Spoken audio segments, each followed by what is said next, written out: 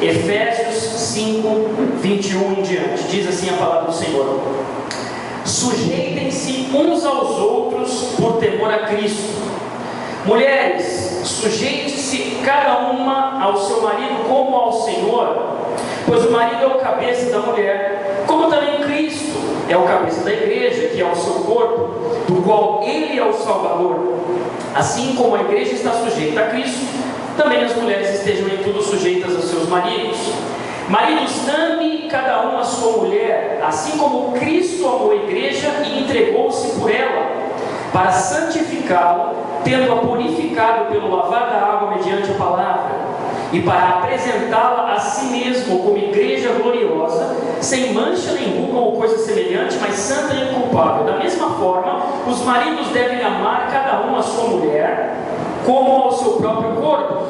Quem ama a sua mulher, ama a si mesmo. Além do mais, ninguém jamais odiou o seu próprio corpo, antes o alimenta e dele cuida, como também Cristo faz com a igreja, pois somos membros do seu corpo. Por essa razão o homem deixará pai e mãe, e se unirá à sua mulher, e os dois se tornarão uma só carne. Esse é um mistério profundo. Refiro-me, porém, a Cristo e à igreja. Portanto, cada um de vocês também ame a sua mulher como a si mesmo, e a mulher trate o marido com todo respeito. Capítulo 6. Filhos, obedeçam os seus pais no Senhor, pois isso é justo. Honra teu pai e tua mãe, este é o primeiro mandamento com promessa, para que tudo te corra bem e tenhas longa vida sobre a terra. Pais, não irritem seus filhos, antes criem-nos segundo a instrução e o conselho do Senhor. Servos, obedeçam aos seus senhores terrenos com respeito e temor, com sinceridade de coração, como a Cristo.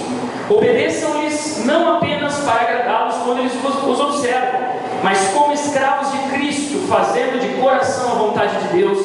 Sirvam aos seus senhores de boa vontade, como servindo ao Senhor e não a homens, porque vocês sabem que o Senhor recompensará cada um pelo bem que praticar, seja escravo, seja livre. Paulo aqui falava no tempos onde havia escravidão, mas hoje entendemos que isso se refere a empregados e patrões. Vocês, senhores, tratem seus escravos ou servos ou empregados da mesma forma. Não os ameacem, uma vez que vocês sabem que o Senhor deles e de vocês está nos céus, e Ele não faz diferença entre as pessoas. Até aí, queridos, vamos ter uma palavra de oração. Pai querido, muito obrigado por estarmos aqui reunidos em Teu nome, nessa igreja, neste lugar, separado pelo Senhor no dia de hoje. Que o Senhor possa abrir os nossos olhos, nossos ouvidos, possamos ter entendimento sobre esta palavra, Senhor. Obrigado pela oportunidade maravilhosa de estarmos ministrando a Tua palavra, Senhor, com liberdade, e que os nossos ouvidos estejam atentos. Fala, Senhor, conosco, que o Teu Espírito Santo possa falar conosco grandemente, em nome de Jesus. Amém e amém. Queridos, esse texto da palavra de Deus, ele sempre causa certa polêmica, ou certa indisposição, principalmente com as nossas queridas irmãs, mulheres. As mulheres ficam bravas, né, com as palavras de Paulo. Talvez aos olhos da sociedade moderna soem essas palavras como antiquadas, machistas, mas a verdade é que nós já vamos falar sobre isso e nós vamos ver que não é assim. A verdade é que a palavra de Deus, ela tem cura para as famílias, ela tem o plano de Deus, ela desenvolve a vontade de Deus, ela é a palavra de Deus, ela é viva, ela é eficaz, e como ela é um manual para todas as nossas ações e todos os nossos comportamentos, a palavra de Deus também, da mesma forma, ela tem instruções para as famílias, para o homem, para a mulher, para os filhos. O que está em Efésios 5:22 não pode ser lido em dissonância do que está nos versículos anteriores. Quando você recebe uma carta de alguém, um e-mail, você não separa alguns parágrafos e lê aquilo que te interessa. Aquela comunidade recebeu essa carta de Paulo inteira, e na verdade nós vamos entender como que esses conceitos que nós vamos falar aqui, eles estão inteiramente ligados com o que Paulo está falando antes para aqueles efésios. Em que sentido? Sejam cheios do Espírito Santo, revistam-se do Espírito Santo, deixem o comportamento mundano, façam isso, façam aquilo. Mas como então nós podemos ser cheios do Espírito Santo, servindo ao Senhor na nossa família? Esse é o tema da nossa mensagem hoje. Se eu pudesse dar um título para essa mensagem, seria os deveres domésticos para sermos cheios do Espírito Santo. Amém? Então Paulo aqui está enfatizando a harmonia familiar, a felicidade. E isso só vai acontecer se cada um fizer a sua parte. Eu já tive a oportunidade de pregar esse sermão aqui antes, mas o Senhor me incomodou a estar novamente discorrendo sobre esse texto de uma forma abrangente. O povo de Israel, ele ensinava o relacionamento com Deus na família. Lá em Deuteronômio, salvo engano, a gente vê Moisés dizendo, né, as palavras da lei de Deus, onde foi estabelecido para o pai: ensina o teu filho no caminho, ao deitar, andando pelo caminho, ao acordar, fale as palavras da lei, fale as palavras do Senhor, inculca, né? Lá em Provérbios está: inculca a palavra de Deus na mente da criança, né? Fala também sobre ensinar o menino no caminho em que deve andar, para quando se tornar mais velho não se desviar deste caminho, né? Então isso acontece se cada um fizer a sua parte. Uma família forte e temente a Deus vai mais além. Uma família que tem Deus como uma base estruturada, ela permanece unida na tribulação, na aflição, na bênção, na fartura, na doença. Não importa quais sejam as circunstâncias, Deus deseja se revelar, se manifestar poderosamente nas nossas famílias, seja nessas que nós já temos, seja nas que estão se formando, porque homem deixa pai e mãe e se torna um com uma mulher, e aí tem seus filhos, e aí cria-se outra família. O Senhor deseja manifestar a sua glória, e o seu poder, e o seu ensinamento para todas as nossas famílias. Amém, queridos? Então, antes que a gente comece a falar então propriamente sobre esses deveres domésticos e o que Paulo quis dizer aqui, nós não podemos então, a primeira coisa que precisamos estar focados é que Paulo, nesse trecho, ele não vê subdivisões de títulos e subtítulos. Quem colocou isso foram os tradutores da palavra de Deus. Isso, essa parte, quando você vê deveres de pais e filhos, deveres de fulano de tal, a armadura de Deus, os títulos e subtítulos foram colocados pelos tradutores para facilitar a nossa vida, mas nem sempre eles ajudam. Essa parte podemos dizer que não é palavra de Deus, foi colocado nas Bíblias para nos orientar, assim como capítulos e versículos foram também colocados.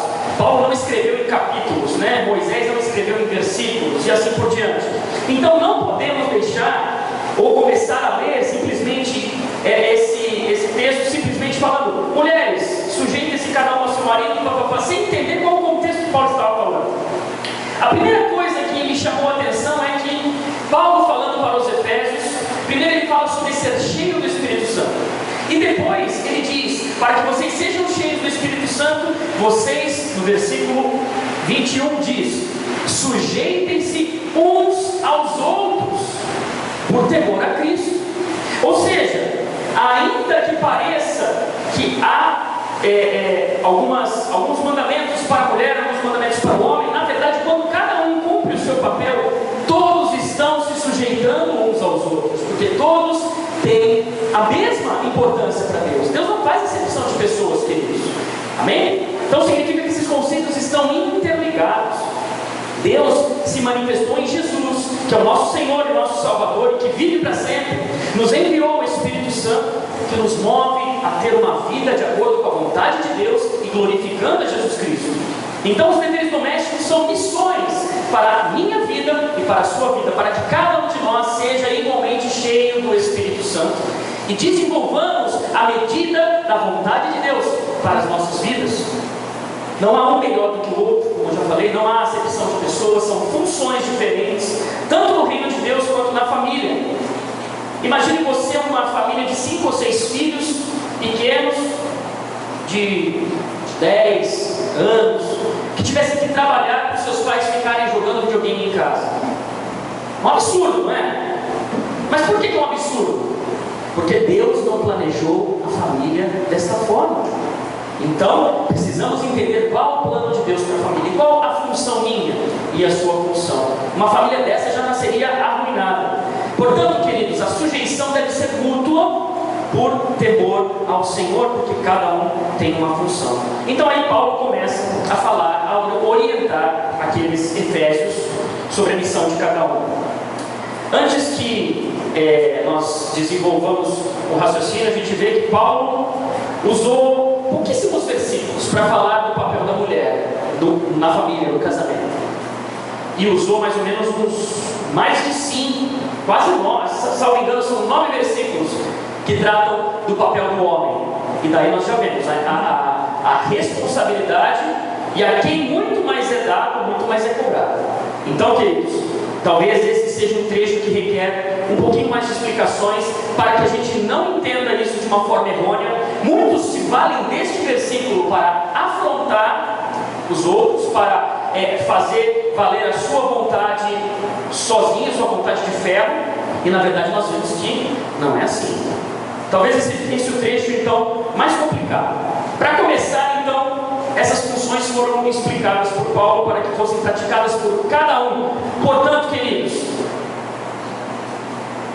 eu sempre costumo dizer, quando você lê mulheres, sujeitem-se cada uma ao seu marido, se você não é mulher, ou seja, se você é um homem, esse versículo não foi feito para você. Ou seja, não se valha desse versículo como se fosse uma arma de ameaça. Esse versículo não é para você, isso aqui é para você conhecer, mas não é para você se valer disso e infernizar a vida da sua mulher, porque você também tem a sua parte que você deve fazer. A questão é, cada um fazendo a sua parte, de livre e espontânea vontade, em amor, em temor ao Senhor, a família vai dar certo. Amém, queridos? Então, primeiro de tudo, esse trecho não é dirigido para você. Não faça nada com ele, apenas leia, mas não use para acusar a sua mulher ou para exigir algo que você pensa que seja submissão. O homem tem a facilidade de confundir submissão com escravagismo. Alguns homens crentes justificam as suas agressões físicas, verbais, usando este versículo. Está errado, precisa se converter a Cristo, um indivíduo desse. Amém? Afinal, o que é submissão? Para um trecho específico das esposas, Paulo está orientando para que elas não tomem direção da sua família, onde há o marido. Deus determinou que o cabeça da família é o homem, assim como o cabeça da igreja é Cristo, e não o pastor local. Veja, eu não sou o cabeça desta igreja, o cabeça desta igreja é Cristo. Amém, queridos? Nós somos administradores do reino de Deus, nós temos uma função diferente, mas o cabeça da igreja é Cristo. Submissão, ao contrário, ela é o devido respeito à função do marido, que é muito importante. Nós já vamos falar dela. Submissão é andar junto com o marido, é honrar o seu marido, não tentando ser independente dele, não tentando ser uma vida sozinha, só debaixo do mesmo teto, mas você não respeitando o seu modo de vista. Ser submissa não é dizer ao homem, não dizer ao homem, não preciso de você, eu sou dona do meu nariz, não lhe devo satisfação alguma, sou eu que posso pagar as minhas próprias contas. Queridos, se passamos a pensar ou a ver essas coisas acontecerem, isso na verdade já passou de um casamento para uma sociedade, uma empresa, e casamento não é isso.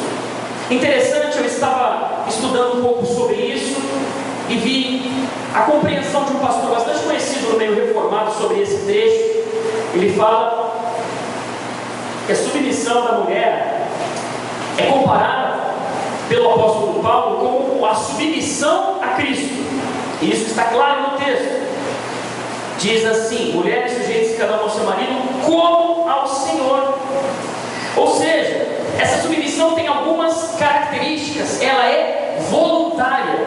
Cristo não coloca uma arma na sua cabeça para você segui-lo. Ele não aperta a sua garganta e fala: você vai me seguir. Queridos, seguir a Cristo é voluntário, é espontâneo. Então não é conquistado à força essa condição. Portanto, da mesma forma com Cristo, esse respeito, essa submissão da mulher ao marido deve ser voluntária, espontânea. Outra característica, ela é por amor, justamente porque ela é voluntária, não é por medo e nem por imposição. Porque se for, já não é submissão voluntária, já é escravagismo, já é subjugação, algo que a palavra de Deus condena.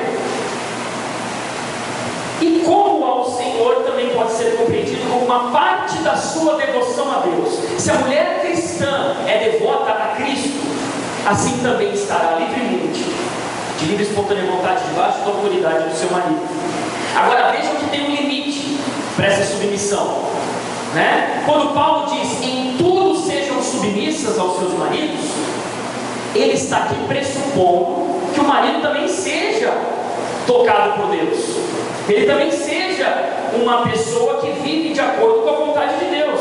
Porque se o modelo é Cristo, então o marido não vai ser um líder familiar imoral, devasso, ele não vai ser desonesto, ele não vai ser impuro, ele não vai ser espancador. Se for, a mulher não está obrigada a esse tipo de submissão.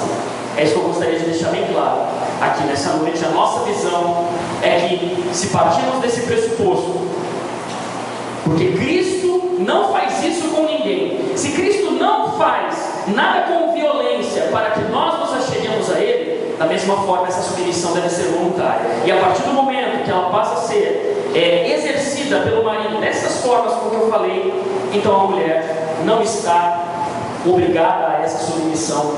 Por quê? Porque primeiro ela deve devoção a Cristo, e pela sua liberdade Cristo a chamou. Então ela não está obrigada à escravidão. Portanto, ela não deve sujeitar-se ao seu marido nessas condições, se o que ele propõe não está de acordo com a autoridade de Cristo. Então o marido deve ser um homem de Deus.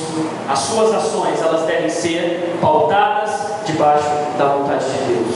Então, queridas irmãs, entendam uma coisa: ser submissa não é ser mandada calar a boca, não é ser humilhada, não é ser desprezada, não é ser um objeto, não é ser um brinquedo do seu marido, não é ser agredida, não é ser escrava, não é ser empregada do seu marido, porque o Senhor Jesus Cristo jamais faria isso com a sua igreja.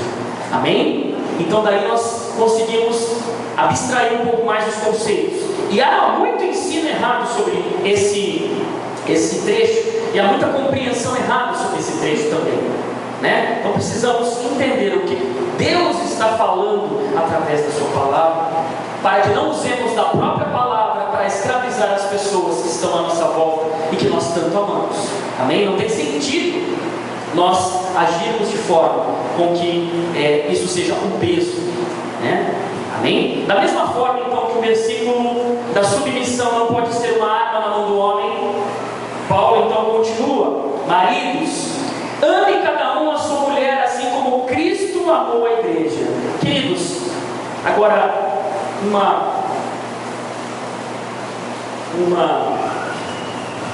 uma parte aqui. Se aquele trecho não servir para o homem, esse trecho não vai servir para a mulher.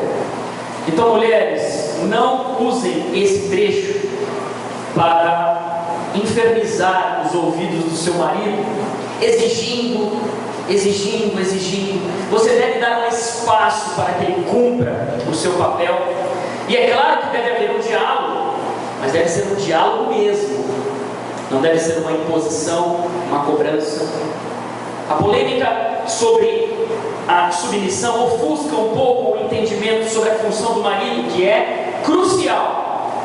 O homem foi feito mais forte, com estrutura física inclusive mais forte, isso é evidente. Mas por quê? Porque ele tem a obrigação de enfrentar a dificuldade nos tempos mais primórdios, lutar mesmo pela sobrevivência, pela comida, pelas coisas básicas, e para realizar a sua missão, que é de dar a vida pela sua mulher. Forte, né?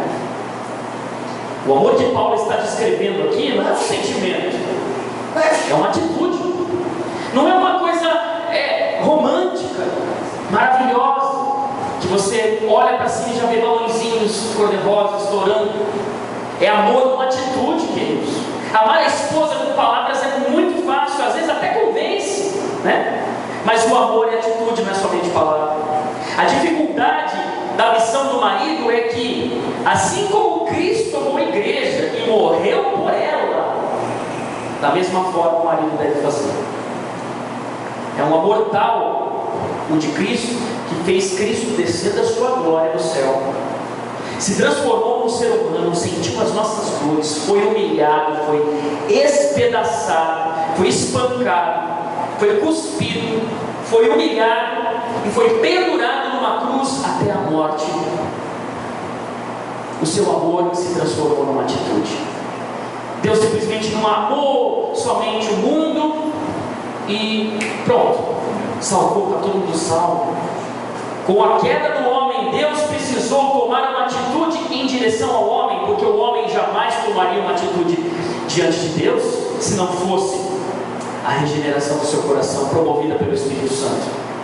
Então Deus envia Jesus para morrer por nós. Esse amor maravilhoso está sendo comparado por Paulo com o amor que o homem deve ter pela sua mulher. Olha como é forte e que missão difícil é essa. Se Cristo não tivesse agido nesse amor, não teríamos sido salvos. Nenhuma gota de sangue, prestem atenção, nenhuma gota de sangue de Cristo foi derramada em vão. Cristo morreu pela sua igreja. Está bem claro que Cristo morreu pela sua igreja. Significa que diante de uma situação extrema, quem deve se arriscar é o marido. Quem deve tomar a iniciativa é o marido. Quem deve sofrer o dano no lugar da mulher é o marido. Será, maridos? Fica essa pergunta para mim e para você, eu que sou marido também, para refletirmos. Você seria capaz de tomar um tiro no lugar da sua mulher para que ela não fosse atingida? Será que você faria isso? Não precisa responder não, mas pense. Então, queridos, será muito fácil para uma mulher se submeter à autoridade do seu marido que a ama dessa forma. Um cara que sofre por ela, um cara que renega coisas importantes para ele, por amor a ela, amor esse em atitudes e não somente em palavras, em cartões de aniversário, de dia dos namorados, mas um amor que sofre, um amor que se coloca no lugar do seu dano. Será mais fácil para a mulher se submeter à autoridade de um marido que lhe trata assim. Amém? Versículos 28 e 29 nos dizem que quem ama, cuida. Assim como o homem ama a si mesmo, deve amar a sua esposa. Ora, se o homem alimenta a si mesmo, não se destrói. Muitos ficam horas na academia, né, para parecer um pouco mais, né, sarados e tudo mais. Se ama desse jeito, dessa mesma forma, deve amar a sua mulher, porque aquilo que você faz, a sua mulher está fazendo a si mesmo. O marido que faz isso se sujeita à sua esposa, morrendo por ela. Ou seja, não é, a sujeição não é unilateral. Percebe? Que aqui Paulo não está dizendo que a submissão é da mulher. A mulher sujeita-se ao marido, submetendo-se à sua autoridade. O homem sujeita-se à sua mulher, dando a vida por ela. Amém, queridos? Por isso, sujeitamos-nos uns aos outros. Se isso tem sido uma utopia na sua vida, peça a Deus que esse quadro mude. Ore ao Senhor. O Senhor é poderoso para fazer com que tudo seja transformado. Amém, queridos? Que o Senhor nos abençoe as nossas famílias, os nossos casamentos. Então o homem, quando morre pela sua esposa, ele sacrifica a sua vontade pelo seu bem-estar. Isso também é submissão. Amém? Porque todos devemos nos submeter uns aos outros. Colossenses 3,19 ainda complementa, né? Paulo determina que o marido não se irrite contra a sua esposa. Olha só, quantas palavras para o homem, quanta recomendação para o homem. Em outras palavras, Paulo aqui, e Deus, né, através de Paulo, está proibindo a agressividade de qualquer forma, de qualquer modo. Como dissemos, quem ama cuida, quem ama protege, preserva. E muitas vezes nós ferimos, às vezes não literalmente, mas ferimos com palavras. A agressividade proibida em Colossenses 3,19 também é assim. Para tudo existe um jeito de resolver, amém? Estejamos atentos a isso, que possamos crescer na graça e no conhecimento de Jesus, possamos ser maridos abençoadores para as nossas esposas, que as nossas esposas também sejam mulheres de Deus para nós, cada um fazendo a sua parte, sujeitando-se mutuamente. Sabemos que o Senhor encherá essa família com o seu Espírito Santo ainda mais, amém, queridos? Então Paulo prossegue aqui. Acho que a parte mais difícil da mensagem já passou, né? Agora, umas palavras para os filhos. Você que é filho, fique ligado aí. Filhos, obedeçam aos seus pais no Senhor, pois isso é justo. Ou seja, os filhos devem ser obedientes aos pais. Isso, obviamente, queridos, até serem emancipados ou constituírem sua própria família. Mas é interessante que esse termo obediência é muito mais forte, inclusive no grego, do que a palavra submissão da mulher. Então, a obediência que o filho deve ter para o pai é algo sério mesmo, é algo forte, é algo... E a obediência até o momento em que se torna emancipado. Mas a honra é para sempre. Percebe que depois que você se emancipa, você não lhe deve obediência mais aos seus pais, mas você deve honra. Honrar pai e mãe é princípio eterno, é princípio que ultrapassa o fato dele mandar em você porque você está debaixo da sua autoridade.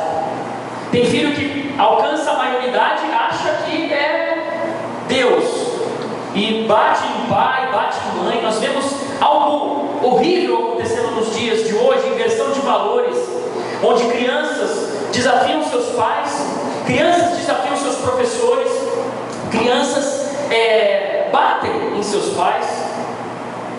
Isso é um absurdo. A família que Deus planejou não é assim. A família que Deus planejou não deve ser assim. Devemos honrar. Honrar, querido, é respeitar, é cuidar no momento de dificuldade, é estender a mão. O apóstolo Paulo, escrevendo para Timóteo, na primeira epístola, no capítulo 5, versículo 8, ele diz que quem não cuida dos seus parentes, especialmente da família, negou a fé e é pior do que o descrente. Olha o que Paulo está falando aqui para Timóteo. É sério, queridos. Honrar também não é somente de boca, de intenção, mas é de atitudes. Honrar com atitudes. Cuidar dos seus pais no momento de dificuldade. É uma afirmação bastante pesada de Paulo, mas é verdade. Não adianta ser uma bênção para a igreja, para o pastor, ser uma bênção nos teatros, né? Os adolescentes são uma bênção, né? São proativos e tudo mais. Quem honra seu pai e sua mãe vive melhor. É o primeiro mandamento acompanhado de uma promessa. Eu não conheço uma pessoa que viva feliz, que não fale com o seu pai, com a sua mãe. Pode ter dinheiro, fama, pode parecer descolado para os amigos, mas essa pessoa feliz não é. Honre seu pai, honre sua mãe. Depois de Deus, a autoridade máxima sobre a vida de alguém é dos pais. A eles é devida a honra. Eles nos ensinaram. Não foram perfeitos, não acertaram em tudo, mas procuraram acertar. Então, queridos, a eles é devida a honra. A palavra não diz para honrar e obedecer os pais se eles forem bonzinhos, ou se eles forem cristãos, ou se eles satisfizerem as suas vontades. Não, a honra é incondicional. Talvez os seus próprios pais não reconheçam isso, mas fique tranquilo, a recompensa vem de Deus. Amém? Faça a sua parte, honre os seus pais, faça tudo o que for possível para abençoar a vida deles. E aqui vai uma palavra para os pais, dentre os quais eu me incluo também. Pais, não irritem seus filhos, antes criem-nos segundo a instrução e o conselho do Senhor. Aqui Paulo proíbe que os pais provoquem a ira em seus filhos, né? Provocar a ira é agir de forma injusta, desproporcional. Os pais provocam a ira nos seus filhos quando comparam irmãos, com estranhos, quando comparam um irmão com outro irmão, não no sentido pedagógico, se é que isso é possível, mas naquele sentido de sempre depreciar, porque o seu irmão é assim, mas você não é. Que dera eu tivesse filho como fulano de tal. São essas coisas que acendem a ira no coração dos seus filhos. Os pais provocam a ira também quando não reconhecem as suas qualidades. Eles provocam a ira quando irritam de propósito os seus filhos. Isso é errado, queridos. Sejamos pais conscientes. O Senhor Jesus ordena que criemos nossos filhos na doutrina e na admoestação do Senhor. Doutrina é um ensinamento. Ensina o seu filho a ter um relacionamento com Deus. E vocês, talvez que ainda não sejam pai ou mãe, abstraia esses ensinamentos para você, porque um dia você vai ser, se for da vontade de Deus e da sua, enfim, precisamos aprender, né? Ensine o seu filho a ter um relacionamento com Deus. Não ensine ele a ser um religioso, ensine ele a ser um amigo de Deus. Admoestação é disciplina, doutrina e admoestação. Doutrina é o caminho de Deus, é a forma como que Deus deseja se manifestar, é a forma como que Deus se revelou ao homem, é aquilo que nós acreditamos, é crer em Cristo, é saber que só Ele é o Salvador, só Ele salva a nossa vida, é somente por meio dele que nós alcançamos a vida eterna. É isso que devemos ensinar como doutrina. E como admoestação é disciplinar o seu filho. Não deixe a oportunidade passar para corrigir uma falha. Um pequeno furto de um pirulito hoje por uma criança, amanhã pode se tornar de um automóvel. E não simplesmente por questão de valores. Eu estou falando por questão de um abismo chamar outro abismo. Não perca a oportunidade de disciplinar o seu filho. E se você não corrigir a agressividade e a falta de respeito de uma criança, amanhã ela que poderá estar lhe dando tapas na cara. Tome cuidado com isso. Ao mesmo tempo devemos fazer isso com a medida certa. Não descarregar a nossa irritação, a nossa ira em cima dos nossos filhos, mas admoestá-los no temor do Senhor. Amém, queridos? Servos e trabalhadores. Paulo aqui ensina sobre obedecer aos senhores, né, aos patrões no caso, com respeito e amor e com sinceridade de coração, como a Cristo. Da mesma forma como que a mulher se sujeita à autoridade do seu marido, temendo ao Senhor, da mesma forma, os trabalhadores trabalhem para os seus patrões como se estivessem trabalhando para Deus. Queridos, se todo mundo fizesse essa parte, as nossas relações, inclusive empregatícias, seriam muito melhores. O ambiente de trabalho de muitos seria melhor.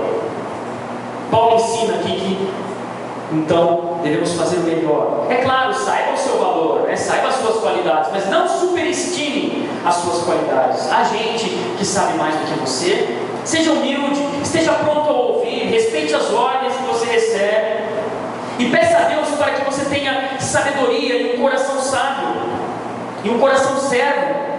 Que se você for um servo de Cristo, um servo que se sujeita à vontade de Deus, você vai ter facilidade em se sujeitar no seu trabalho.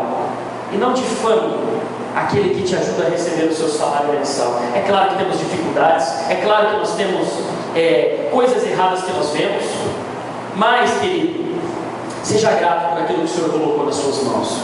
Se você não está satisfeito, peça a Deus, ore. Olha, Deus, Senhor, me honra, Senhor, me abençoa, me promove, me muda a minha história, muda a minha vida, mas não deixe seu coração se acender pela ingratidão. Amém, queridos? E os patrões aqui, Paulo determina no versículo 9, no versículo 6, para que eles não tratem os seus empregados de forma diferente. Vocês, senhores, tratem seus escravos aqui, trabalhadores, da mesma forma. Tratem da mesma forma. É a mesma coisa que você. Não subjugue eles. Não detone a vida deles, né?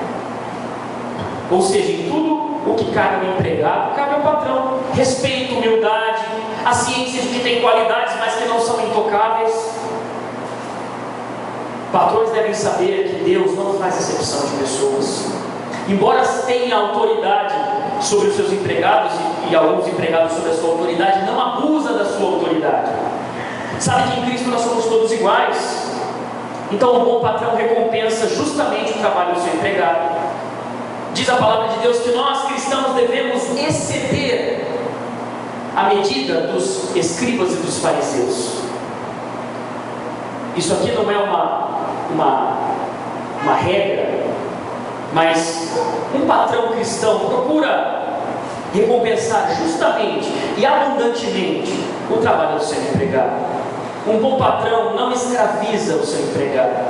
Um bom patrão não trata o empregado com desprezo, nem com indiferença. Um patrão que seja servo de Cristo não ameaça, não intimida, exerce sua autoridade com sabedoria. É claro que ele vai falar aquilo que está errado: eu quero que faça assim, eu quero que faça assim. Mas ele não vai se portar de forma com que suas palavras denigram a dignidade do seu empregado. Um patrão cristão não pode agir assim, de maneira nenhuma, queridos. Porque, sendo patrões conforme a vontade de Deus, sendo servos, trabalhadores, de acordo com a vontade de Deus, o Senhor também nos encherá com o seu Espírito Santo. Amém? Não falamos aqui somente de buscar ao Espírito Santo na questão dos dons. Aqui, esse enchimento do Espírito Santo significa frutos do Espírito Santo. Paulo está falando aqui sobre se encher com o Espírito Santo. Quando o Espírito Santo nos enche de uma tal forma, nós não vivemos mais da mesma forma, queridos. Como que pode um crente cheio do Espírito Santo não parecer com Cristo? É incongruente, é impossível. Portanto, se nós fazemos todos esses, se nós procuramos ser assim, nós somos mais cheios do Espírito Santo. A conclusão que nós chegamos, queridos, é que essas relações, a família é uma instituição criada por Deus. Ela foi idealizada para ser um time, um lugar onde Deus é adorado, onde o amor é nutrido, um lugar onde Deus escolheu para que o ser humano fosse ensinado sobre tudo. Não só sobre as coisas do dia a dia, mas instruído sobre todas as coisas, sobre amor, sobre respeito, que ele fosse formado. Cada um de nós precisa fazer o seu papel, conforme a palavra de Deus. O interessante é que o enchimento do Espírito Santo, ele pode ser enxergado aqui, nesses deveres domésticos, tanto como causa, mas também como resultado. Se fizermos essa parte pela consciência que nós temos em Cristo, certamente nós seremos cheios do Espírito Santo. Os frutos do Espírito Santo se desenvolverão em nossas vidas. Por outro lado, se nós buscarmos o Espírito Santo, a sabedoria de Deus, o conhecimento e um relacionamento mais profundo com o Senhor, consequentemente nós seremos bons maridos, boas esposas. Entendeu? Não é simplesmente uma questão de causa ou consequência, é um ciclo. Somos cheios porque cumprimos o nosso dever. Cumprimos o nosso dever, então somos mais cheios do Espírito Santo. E assim caminhamos até a eternidade. Amém? O Senhor nos salvou, mas para que nessa terra tenhamos também uma vida de abundância. E uma vida de abundância não é uma vida de bens materiais que sobram. É uma vida cheia e repleta da presença do Espírito Santo nas nossas vidas. Que é isso que o Senhor deseja falar aos nossos corações essa noite. É isso que o Senhor deseja nos ensinar. Ainda que cada um não deva exigir que o outro faça a sua parte. Se alguém não faz a sua parte, há uma desigualdade nessa balança. E aí alguém precisa fazer um papel que é seu. Isso cria distorções, cria lares desestruturados. O Senhor quer reinar no seu lar, meu amado. Ele quer ser o dono da sua família. Ele quer participar do ambiente que Ele mesmo idealizou. Essa família que você tem na sua casa, Deus idealizou. E Ele quer fazer parte. E Ele quer se manifestar. Nenhum sucesso justifica o fracasso de uma família. Nem o sucesso financeiro, nem o sucesso ministerial. Você pode ser uma bênção, um homem de Deus, ganhar vidas para Jesus. Se você não for bênção para a sua casa, querido, o Espírito Santo não vai ficar feliz com você. Nenhum sucesso justifica o fracasso de uma família. E assim nós concluímos. Que Deus nos abençoe em nome de Jesus. Vamos orar. Agradecer a Deus por essa palavra. Pedir ao Senhor que nos abençoe, né? Quão difícil é muitas vezes fazer a nossa parte. É muito mais fácil a gente olhar a parte do outro que não está sendo feita. Você não me respeita. Mas será que você está fazendo a sua parte? Será que você está dando a sua vida pela sua mulher, pela sua família? Amém? Vamos refletir um pouco sobre isso. Vamos orar. Senhor Jesus, nós te agradecemos, Senhor. Pedimos perdão, primeiramente, pelos nossos pecados, pelas nossas falhas, pelas nossas imperfeições. Senhor, agora diante desta palavra, Senhor, que foi explanada, que foi exposta, Senhor, em nome de Jesus, nós pedimos ao Senhor que nos abençoe com a sua misericórdia, Senhor, e que nos constrange o nosso coração, Pai, a viver uma vida de acordo com isso que nós lemos aqui, que nós entendemos, que nós explicamos. Senhor, em nome de Jesus, nós queremos que os nossos lares sejam harmônicos, estejam estruturados, sejam felizes. Senhor, em nome de Jesus, nos ensina, nos desperta. Queremos ser cheios do Teu Espírito Santo. Abençoa nossas famílias. Que não falte, Senhor, a Tua provisão, a Tua bênção. Mas agora, Senhor, em nome de Jesus, que possamos fazer a nossa parte. Que cada mulher, que cada esposa faça a sua parte, Senhor. Seja submissa, esteja ao lado do seu marido, Senhor, ajudando ele a desenvolver o seu papel, a ser um homem de Deus. Que não seja independente, que não menospreze o seu marido, que não jogue coisas na sua cara. Em nome de Jesus, Pai, abençoa os nossos casamentos, abençoa as nossas famílias, na nossa comunidade, na nossa igreja. Que os maridos façam também o seu papel, que não sejam acomodados, que não sejam desleixados, Pai, que tratem a sua mulher com respeito, com amor, mas não esse amor que nós falamos sobre sentimentalismo, mas esse amor que dá a sua vida, que toma um tiro, que toma uma facada no lugar dela se precisar, Senhor. Nos constrange a ter esse amor, que tem essa atitude, que dá a sua vida pela sua mulher, assim como o Senhor Jesus deu a vida por nós, e virá nos buscar um dia, para nos levar para a eternidade. Senhor, nós, pais, que possamos ter sabedoria para educar nossos filhos, para ensiná-los nos teus caminhos, e nós, filhos, que sejamos obedientes aos nossos pais e honremos os nossos pais, Pai. Aquilo tudo que estiver ao nosso alcance para sermos bênção na vida deles. Que nenhuma palavra de descrédito, que nenhuma palavra de afronta saia da nossa boca em relação aos nossos pais, Pai. Tem misericórdia da nossa vida, nos perdoa. E como patrões e empregados também, Senhor, abençoa a vida de cada um dos meus irmãos que é empregado ou que seja patrão. Que cada um faça a sua parte, que vivamos bem. Precisamos dar testemunho, Senhor. Nós damos testemunho quando parecemos com o Senhor. O que o Senhor Jesus faria nessa situação? Tira de nossos olhos todo julgamento antecipado, e que possamos, Senhor, ser crentes de verdade, cheios do Teu Espírito Santo, que andam conforme a Tua palavra, e por isso fazemos todos esses deveres, não como um fardo, como um peso, ou como algo religioso a ser retribuído ou alcançado, mas que façamos isso de singeleza de coração, com os nossos corações desprendidos, Pai. Obrigado, Senhor, por essa noite, por essa palavra, em nome de Jesus. Amém e amém. Que Deus te abençoe, querido, em nome de Jesus.